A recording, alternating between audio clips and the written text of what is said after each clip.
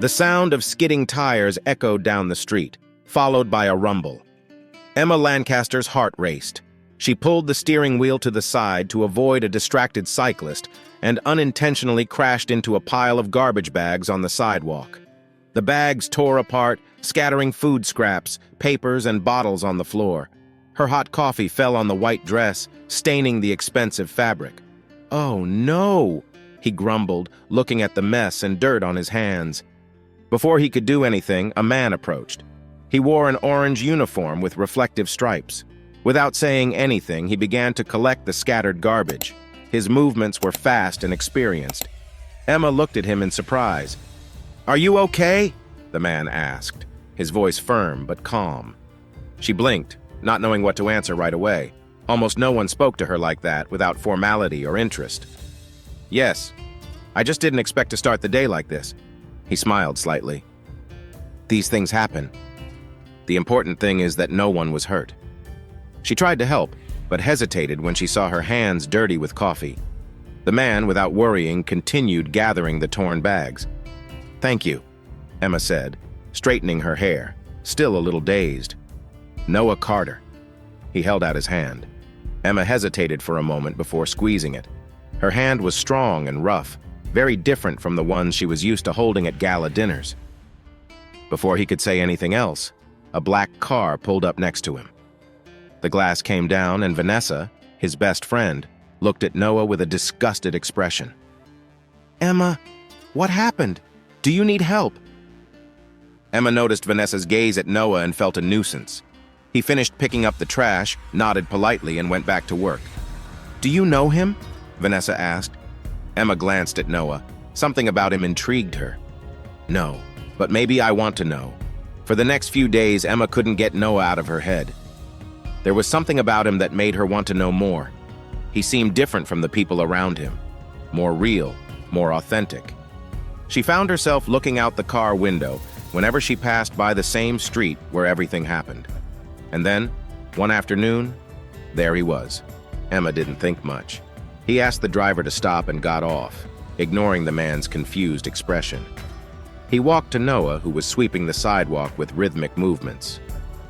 "Hi," he said, trying to look natural.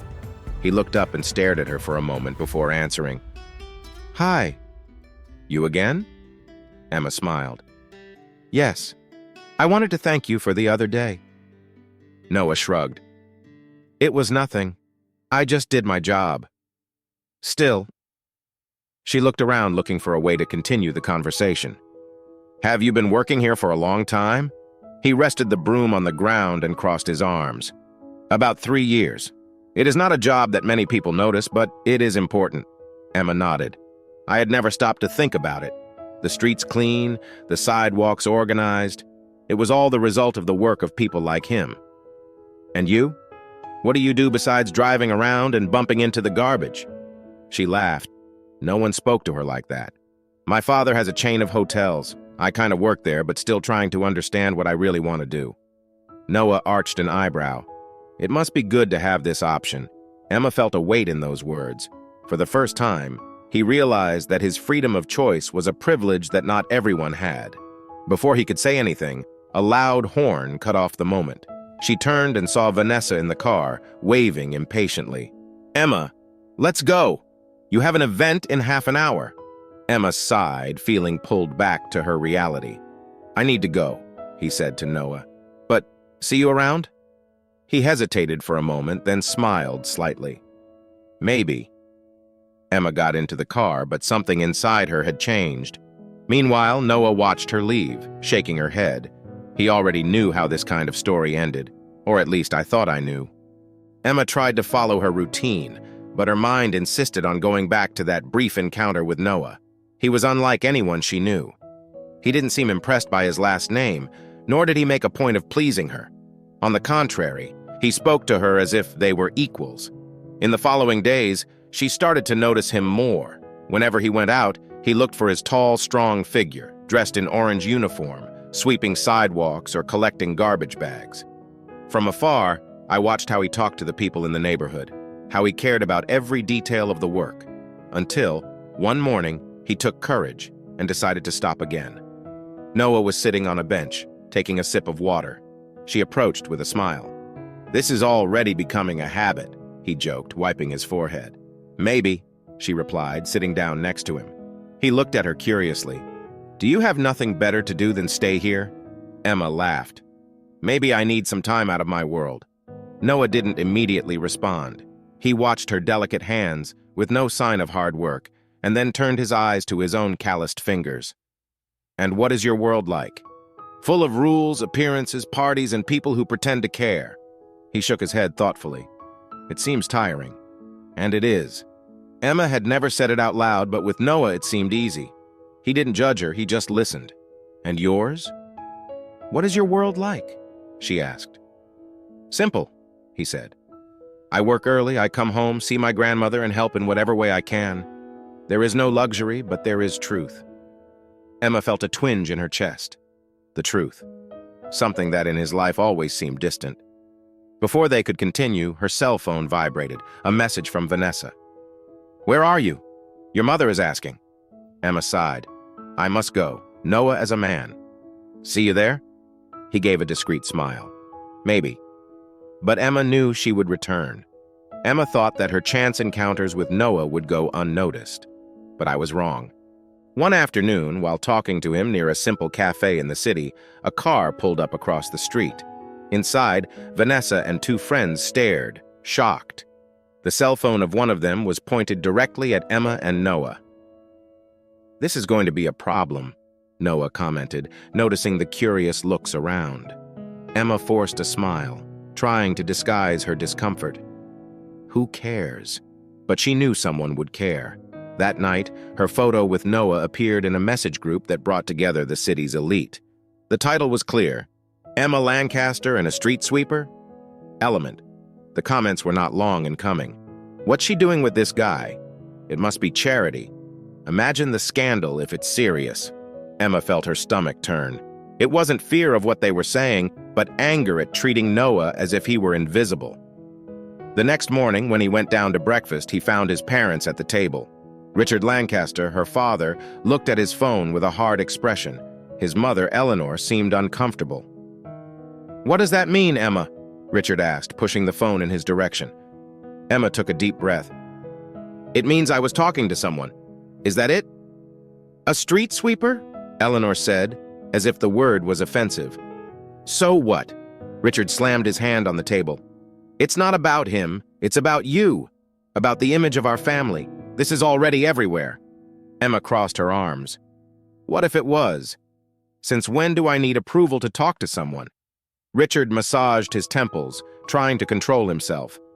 "Get it over with now, Emma, before it gets worse." But Emma was not ready to comply. Noah, on the other hand, received a very different reaction. His boss called him into the office and bluntly went straight to the point. "This exposure is not good for the company. You should keep a low profile." Noah felt a tightness in his chest. He already knew that this moment would come. Now, he needed to decide what to do next. Emma felt the weight of judgment from everyone around her. At the family dinner that night, the looks were cold and the smiles forced. Her father tried to act as if nothing had happened, but her mother did not hide her discomfort. "I talked to your aunt today," Eleanor said, cutting the meat on her plate. She commented that her photo with that boy continues to circulate. Emma put down the cutlery with force. "He has a name, Mother." "Noah?" Eleanor sighed. "Emma, this isn't about him. It's about you, about your image, your future." "My future?" Emma laughed humorlessly. "My future is already decided, isn't it? Marry someone suitable, work in the family business, and smile for the cameras?" Richard slammed the glass on the table. "That's no joke, Emma. You have responsibilities." "I have a life," she countered. Silence filled the room. Emma got up, grabbed her purse, and left without saying anything else. I needed to breathe. I needed to see him. Noah was sitting on the steps of the small house where he lived with his grandmother, looking at his cell phone. The messages kept coming. Co-workers commented on the repercussion of the scandal. Some laughed, others showed concern. When he heard footsteps, he looked up. Emma stood there, as if she didn't know what to say. He sighed. "You really didn't think about the consequences of all this, did you?" Emma crossed her arms. So that's how it is. Do you also think I should step aside? Noah was silent for a moment. It's not just about you, Emma. I'm a street sweeper, and I'm grateful for my work, but now they look at me as if I've done something wrong, like I shouldn't even be around you. Emma sat down next to him. And will you let them decide that for us? Noah stared at her. Their worlds were opposites. He knew this from the first moment. I don't know, Emma, but maybe we'd better think about it before things get worse. Emma felt a tightness in her chest. I don't want to give up. Noah sighed, looking up at the sky. Then tell me, how far are you willing to go? She had no answer. But I knew I didn't want to lose Noah, and for the first time he realized that this choice would have a price. Emma spent the night awake, tossing and turning in bed, her thoughts weighing on her. What Noah said didn't get out of his head. How far are you willing to go? The answer seemed obvious in his heart, but the reality was harsher than he imagined. His family would never accept it, and Noah was suffering consequences he didn't choose. The next morning, she decided to face them again. When he went downstairs for breakfast, he found his mother flipping through a magazine. Her name was on the cover, next to a photo of her with Noah. The title was clear: The Rebel Heiress and the Sweeper, an unlikely romance or a scandal. Emma felt or fervor blood. Really? Now magazines are speculating about my life? Eleanor sighed without looking up. That shouldn't surprise you, dear. You know how this world works. Richard, sitting at the table, put down the newspaper and looked seriously at his daughter. The company's board has already commented on this. We need to resolve this situation before we tarnish our reputation. Emma crossed her arms. And how exactly do you want to solve? Her mother looked up, serene but cold. A time in Europe would do you good.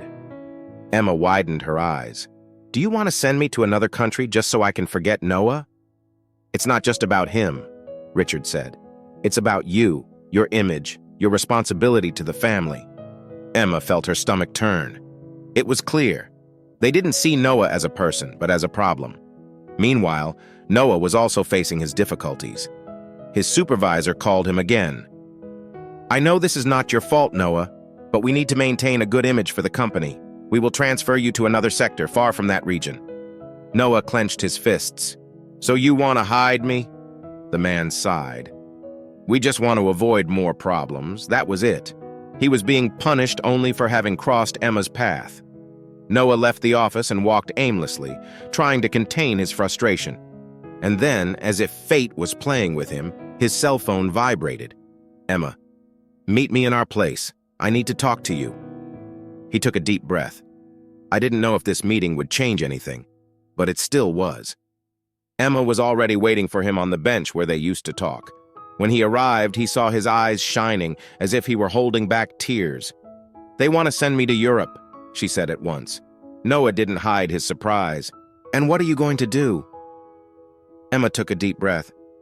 I don't know, but I know I don't want to run away. Noah looked at her for a moment. Emma, your world is complicated, and mine will never fit inside it. She held his hand. Then let's create our own world. Noah wanted to believe that, but was it possible? The consequences were just beginning. Noah shook Emma's hand, feeling the weight of what she said. Create your own world? It sounded beautiful, but was it possible? Emma, what if it doesn't work out? She sighed, her eyes shining with determination. And if it does? I don't want to live a life that isn't mine. Noah ran his hand over his face, thoughtful. He wanted to believe her, but Emma's world was cruel. They were already trying to push them away in every way. Are you willing to lose everything for this? Emma was silent. He didn't have all the answers, but he knew he didn't want to give it up. Before he could answer, Noah's phone rang. It was the grandmother. Noah, we need to talk. His voice sounded worried. What's wrong? A man was here. He said he works for the Lancaster family. He asked questions about you. Noah exchanged a glance with Emma. Whatever was going on, his family was going too far. I need to go, he said, standing up. Emma held his arm. I'll go with you. He hesitated, but he knew that they were now in this battle together. What would they find when they got there? Noah and Emma rushed to his grandmother's house. The lady, with gray hair and a worried look, was waiting for them at the door. "What happened?" Noah asked. She sighed. "A well-dressed man was here. He said he represented the Lancaster family. He asked about you, your life, and suggested that you had better get away from Emma." Emma felt her stomach turn. "My father did that." Noah clenched his hands into fists. "Did he threaten you?" The grandmother shook her head. "Not directly, but he made it clear that his life would be more difficult if he continued with it." Emma looked at Noah, feeling a lump in her throat. "Do you still want to stay with me?" Noah held her gaze. "I want to, but I don't know if it's worth it if you have to lose everything." Emma took a deep breath. "What if I'm willing to pay the price?" Noah wanted to believe it, but he knew the fight was far from over, and the biggest battle was yet to come. Emma wasn't going to back down. For the first time in my life, I felt like I was fighting for something true. That night, she returned home determined to face her father. He found Richard in the office, sitting behind his huge mahogany desk. "You sent someone after Noah," she accused bluntly. Richard looked up slowly. "I did what was necessary to protect her." "Protect me from what? Someone who treats me with respect? Who sees me as I am, not as a name in a magazine?" The father sighed. "Emma, you don't understand. The world we live in has rules." She stepped forward, her voice steady. "If this is your world, then I don't want to be a part of it anymore." Richard franzed a piece. "What does that mean?" Emma felt her heart race.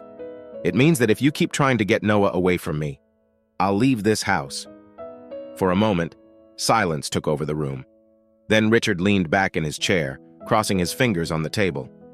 "Are you willing to throw your life away for him?" Emma lifted her chin. "I'm willing to live my life for myself." Richard stared at her for long seconds. Then, for the first time, Emma noticed something in her father's eyes. Fear. Fear of losing control over it. And at that moment, I knew I had won. But the war was not yet over. Emma left the office feeling the weight of the decision she had just made. Her father didn't stop her, but she knew that didn't mean he had given up. Still, for the first time, he felt free. She took a few things, threw them into a backpack, and left the house without looking back. He didn't know exactly where he was going, but he knew who he wanted by his side. When she arrived at Noah's house, he was already at the door, as if he was waiting for her. "You've come," he said, surprised. Emma smiled, despite the storm that swirled inside her. "I said I was willing to pay the price." Noah looked at the backpack on his shoulder and frowned. "What did you do?" "I chose you." "I chose myself," he sighed, running his hand through his hair. "Emma, I never wanted you to have to give up your life." She held his hand. "I didn't give up anything. For the first time, I'm really living." Noah pulled her into a tight hug, feeling his heart racing. They didn't know what was going to come next, but they knew they were together, and that was enough. Their love was not a fairy tale. There were no guarantees, no empty promises, but it was real. And sometimes the real was more beautiful than any story. The next morning, Emma woke up to the soft sunlight streaming in through the small window of Noah's apartment. The sound of the city was beginning to awaken, but inside that simple, welcoming space, she felt a peace she had never experienced before. When he got up, he found Noah in the kitchen preparing coffee. He smiled when he saw her. "Good morning, sleepyhead." Emma laughed, reaching over to hug him. "Good morning." "I think this was the best night's sleep of my life." Noah held his face fondly.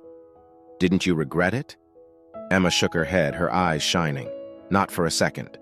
For the first time, I am the owner of my own life." Noah's grandmother came into the kitchen with an affectionate smile. "Then I think it's time to celebrate. I made pancakes." They sat together, talking, laughing, sharing plans. Emma knew she would no longer have the luxury and ease she once had, but none of that mattered. What was really worthwhile was right there, next to him. With Noah, she discovered that true wealth was not in what you owned, but in the moments lived with those you love. Emma and Noah's love faced barriers that seemed insurmountable. But in the end, they proved that when it comes to true feelings, no social difference or family pressure can define the fate of two people. But what now? Will their love stand the test of time? What will come after this bold choice? If you like this story, don't forget to subscribe to the channel to follow more exciting plots like this. Leave your like, share this video with those who also love a good story, and tell us in the comments what you think of this twist. And don't forget to let us know where you're watching from. Now don't leave without checking out the next video. Click on the link that is appearing on the screen and discover another story that will hook you from beginning to end. See you there.